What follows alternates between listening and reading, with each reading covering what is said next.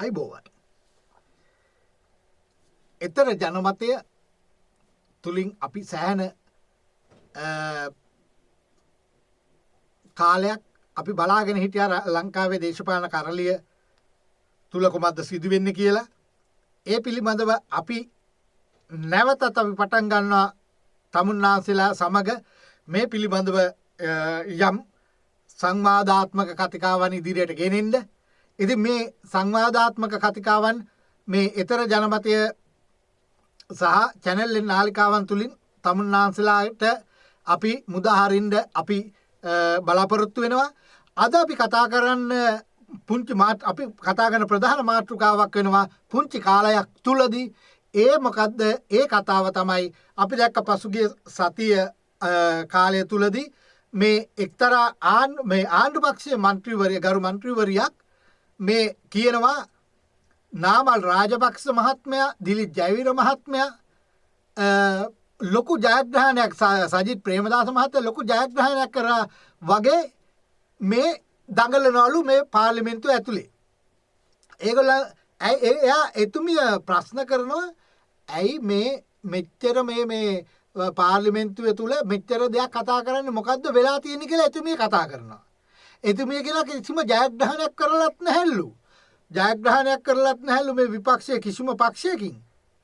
නමුත් මෙතන ජයග්‍රහයි ලීලාවෙන් දඟලනවලු ව්‍යවස්ථාදායක ඇතුලේ. ඒ වගේම එතුමිය ප්‍රශ්න කරනවා මේ සජිත් ප්‍රේමදාස මහත්මයාවත්, නාමල් රාජපක්ෂ මහත්තයාවත්, දිලිත් ජයවීර මහත්මයාවත් මේ එක කොට්ටාසයකට ඡන්ද ඉල්ලුවද කියලා. එක කොට්ටාසයකටත් ඒගොල්ලෝ ඡන්ද ඉල්ලන්න ඕනේ මන්ද ඒගොල්ලෝ පක්ෂ නායකයෝ. ඒගොල්ලෝ ඡන්ද ඉල්ලලා පාර්ලිමේන්තුවට පත් වෙලා තියෙන්නේ. පාර්ලිමේන්තුවට පත් වෙච්ච කෙනෙක් නැවත ප්‍රාදේශීය සභාවකට, නගර සභාවකට ඉල්ලන්න යන්නේ නැහැ. එතකොට ඒගොල්ලෝ පක්ෂ නායකයෝ වශයෙන් ඒගොල්ලන්ට උගමනා වෙන්නේ ඒගොල්ලන්ගේ බිම් මට්ටමේ ඡන්ද ප්‍රමාණය ජාතික මට්ටමේ දැන් ප්‍රධාන ඡන්ද දෙක ඉවරයි. ඊට පස්සේ මේ ප්‍රාදේශීය මට්ටමේ පළාත් පාලන මැතිවරණයේදී තමන්ගේ පක්ෂයෙන් නියෝජිතයෝ ඒ පළාත් පාලන ආයතන තුලට පත් කරලා පළාත් පාලන ආයතනය තුල හොඳ වැඩපිළිවෙලක් ආණ්ඩු පක්ෂයත් කවුද පත් වෙන්නේ ආණ්ඩු පක්ෂය ඒගොල්ලෝද වෙනත් කවුරුද කවුරු හෝ වේවා ඒ හැමෝ එක්කම එකමුතු වෙලා මේ රටේ ජනතාවට අගනා සේවයක් කිරීම තමයි ඒගොල්ලන්ගේ බලාපොරොත්තුව. එතකොට ඒකට තමයි ඒගොල්ලන්ගේ නියෝජිතයෝ මෙහෙवला තියෙන්නේ මේ පක්ෂ නායකයෝ. එහෙම නැතුව මේ පක්ෂ නායක කොට්ටාසයකින් ඡන්දය ඉල්ලුවද කියලා අහන්න මේ පාර්ලිමේන්තු මන්ත්‍රීවරියට අහන්න පුළුවන්. නමුත් ඉතින් ඒක තරම්ම මේ ප්‍රායෝගික නෑ. මොකද ජනාධිපතිවරයෙක් කවදාකවත් ප්‍රාදේශ සභාවකට, නගර සභාවකට ඡන්ද ඉල්ලන්නේ නෑනේ. අනිත් එක මේ ජනාධිපති ඡන්දට මුහුණ දීපු කෙනෙක්. ඒ වගේම පාර්ලිමේන්තු මැතිවරණයේ ජයග්‍රහණය කළ ඔවුන් පාර්ලිමේන්තුවේ අසුන්ගෙන ඉන්නකොට ඒගොල්ලෝ යන්නේ ආයේ පාර්ලිමේන්තුවේ තවත් අර ප්‍රාදේශ සභාවල, නගර සභාවල අයට මේ ඒ කොට්ටාස වලට තරඟ කරන්න යන්නේ නැහැ. ඒගොල්ලෝ හදන්නේ මේ බලය විමධ්‍යගත කරලා තවත් පිරිස් බලය විමධ්‍යගත කරලා ජනතාව අතර බලය බෙදා දීලා ඒ තුල ඒ ජනතාවගේ ජයග්‍රහණය තමන්ගේ පක්ෂ වලට අනුව ඒගොල්ලෝ ඒ පෙන්නලා දෙන ජනතාවට තමන්ගේ පක්ෂ මෙතරක් ජයග්‍රහණය කරා, තමන්ගේ පක්ෂ මෙතරක් ජයග්‍රහණය කරා කියලා. ඉතින් මේ අද මෙවර මේ පාර්ලිමේන්තු මේ ප්‍රාදේශීය සභා පළාත් පාලන මැතිවරණය, ප්‍රාදේශ සභා නගර සභා පළාත් පාලන මැතිවරණය මේ වෙනකොට ඡන්දය පවත්වලා ඉවරයි. ඒ වගේම මේකට ඡන්ද නියෝජිතයෝ පත් වෙලා තියෙනවා. නියෝජිතය පත් වුණාම මේ සර්වජන බලයෙන්ද, සජබෙන්ද, පොහොට්ටුවෙන්ද හැම පක්ෂයකින්ම ඒ වගේම ඒ විතරක් නෙමෙයි ස්වාධීනවත් බලය මේ පිහිටවලා තියෙනවා. දැන් හපුතලේ ස්වාධීන බලය පිහිටවලා තියෙනවා. ඒ වගේම තව තැන් කීපයක ස්වාධීන අපේක්ෂකයෝ ඒ පළාත් ඒ සභාවල බලය පිහිටවලා තියෙනවා. ඉතින් ඒ නිසා මේ පාර්ලිමේන්තු මන්ත්‍රීවරියකට එකහෙලා කියන්න බෑ. ඒක සදාචාරාත්මක නැහැ.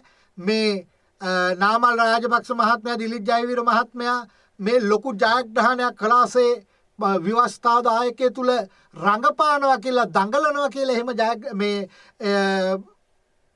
එහෙම කතාවක් කියන්න බෑ. එහෙම කතාවක් කියනවා නම් එතුමියට එතුමිය ඒ වෙලාවේ ඒ කතාව කරන වෙලාවේ එතුමිය පෙන්නලා දෙනවා පළාත් පාලන මැතිවරණය කියන්නේ මේකයි මේ ක්‍රමය මෙහෙමයි කියලා. පළාත් පාලන මැතිවරණයේ කොයි ක්‍රමය වුණත් ඒ පක්ෂ නායකයෙකුට තමන්ට අයිතියක් තියෙනවා, තමන්ට හැකියාවක් තියෙනවා. තමන්ගේ පක්ෂය ලැබපු ජයග්‍රහණය මොනම ඒ කියන්නේ ජාතික මට්ටමක ජයග්‍රහණයද එහෙම නැත්නම් පළාත් මට්ටමක ජයග්‍රහණයද කියන එක ඒක ව්‍යවස්ථාදායකයෙකු තුල කතා කිරීමේ අයිතියක් ඕනම පක්ෂ නායකයෙකුට තියෙනවා. ඉතින් ඒ වගේම තමයි ව්‍යවස්ථාදායකේ දැන් මේ තුන් දෙනාම එක කොට්ටාසයක් ජයග්‍රහණය කරපු තුන් දෙනෙක්ද කියලා අහනවා මේ മന്ത്രിවරිය. එතුමිය එහෙම ඇහුවට එතුමිය මට හිතා ගන්න බෑ එතුමිය එහෙම අහන්න තරම් ඒ තත්ත්වෙටපත් උනේ කොහොමද කියලා. මොකද පක්ෂ නායකයෙක් පාර්ලිමේන්තුවට ආවට පස්සේ විපක්ෂ නායකයෙක් පාර්ලිමේන්තුව නියෝජනය කරනකොට ගිහිල්ලා ආයේ ප්‍රාදේශ සභාවක කොට්ටාසයක් ඉල්ලන්න යන්නේ නැහැ. ඒගොල්ලෝ වෙනම ඒගොල්ලන්ගේ අපේක්ෂකයෝ පත් කරනවා, ඒ බලය විමර්ශනගත කරනවා. ඒ ජයග්‍රහණය ලැබුවට පස්සේ ඒගොල්ලන්ට අයිතිය තියෙන පක්ෂ නායකින්ට තමන්ගේ පක්ෂේ ලැබපු ජයග්‍රහණය පාර්ලිමේන්තුව තුල විතරක් නෙමෙයි ඕනම තැනක කතා කරන්න. ඒ නිසා තමයි ඒ පැහැදිලි කිරීම කරලා දුන්නේ. අපි දැක්කා සර්ව ජන බලයේ නායක දිලිත් ජයවීර මහත්මයා පෙන්නලා දෙනවා ඒගොල්ලෝ බොහොම සුළු කාලයකදී තමයි මේ 104 ඡන්ද ප්‍රතිඵලයේ 104 අභිමුවට ඒගොල්ලන්ගේ ඡන්ද ප්‍රතිඵලය මේ වෙනකොට ළඟා වෙලා ඒක ඒ අයට ඒ පක්ෂයේ ලැබපු ලොකු ජයග්‍රහණයක් කියලා එයා පෙන්නලා දෙන්නේ කොහොමද අර දැන් වත්මනේ ආණ්ඩු පක්ෂයේ බලයේ ඉන්න ආණ්ඩු පක්ෂය මේ තැනට 3/2 බලයක් අරගෙන ඉන්නේ දශක ගානක් පෙරම් පුරලා තමයි මේ තැනට ආවේ. ඒ වගේම තමයි මාස 6කින් ආයමත් නැවත ලක්ෂ 24කට ආසන්න ප්‍රමාණයක් මාස 6ක් තුල මේ ඡන්ද ආණ්ඩු බලයේ සිටින පක්ෂය මාලිමාව නැති කරගත්ත බව ඒක රහසක් නෙමෙයි. ඉතින් ඒක රහසක් නෙමෙයි බව ඒක ජනතාව දන්නවා.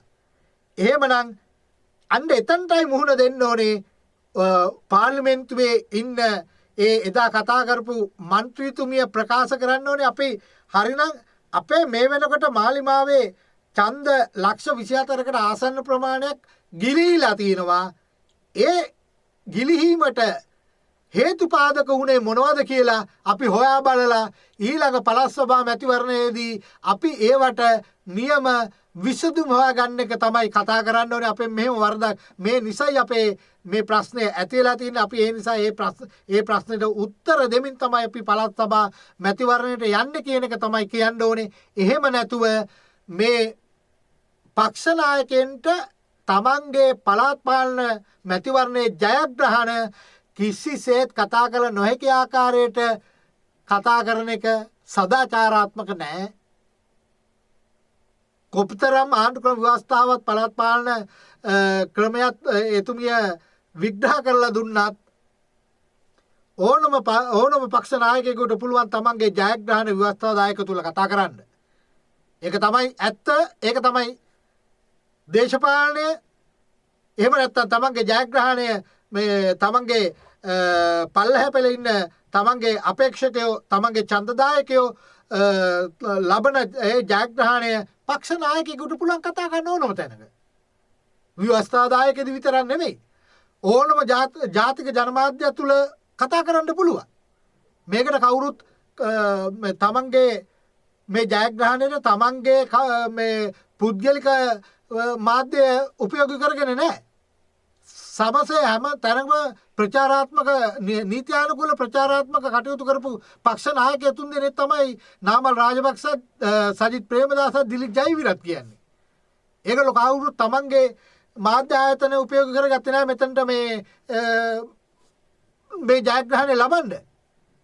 ඒ ජයග්‍රහණය ලබන්න හේතු සාධකුනේ පුද්ගලික මාධ්‍ය ආයතන උපයෝග කර ගැනීමක් නෙමෙයි.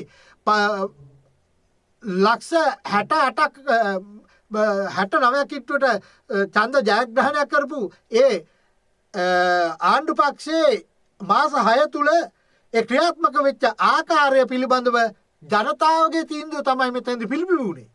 ජනතාව තමයි ඉතා කෙටි කාලයකදී ලක්ෂ 23ක් එදා මේ පත් කරන තමුන් විසින් පත් කරන ලද ආණ්ඩු පක්ෂයෙන් ඈත් වෙලා ගිහිල්ලා තියෙන්නේ. ඒ තුල තමයි මේ අනිත් පක්ෂ වලට අපි දන්නා පොහොට්ටුව ලක්ෂ 9 බාරක් දක්වා ආවා. ඒ වගේම මේක ජයග්‍රහණය තුළ 104ක වැඩිවීමක් සර්වජන බලය ලැබුවා. ඒ වගේම ලක්ෂ 2යි ගානක වැඩිවීමක් සජ්ජබේ ලැබලා තියෙනවා. ඉතින් මේවා ලැබුවේ මේ කාගේවත් පුද්ගලික මාධ්‍ය ආයතන මේ උපයෝග කරගෙන නෙමෙයි මේවා ලැබුවේ. මේ ජයග්‍රහණය ලැබුවේ ඒ ජනතාව විසින්ම පත් කරපු ආණ්ඩුව මාස 6ක් තුල කුමක්ද කළේ, කුමක්ද කරන්න යන්නේ කියන එක ජනතාව තේරුම් අරන් ඒගොල්ලොන්ගේ ලක්ෂ 23ක් අයින් වෙලා තියෙනවා. ඒකට පිළියම් යොදා ගැනීම තමයි කරන්න ඕනේ මන්ත්‍රීතුමියනි. මොකද මෙහෙම පක්ෂ නායකයන්ට බොරුවට නිකම් දෝෂාරෝපණය කර ඉන්න එක නෙමෙයි සිදු වෙන්න ඕනේ. ඉතින් නැවතත් ඔබ හමුවට අපි එනවා. අදට ස්තුතියි.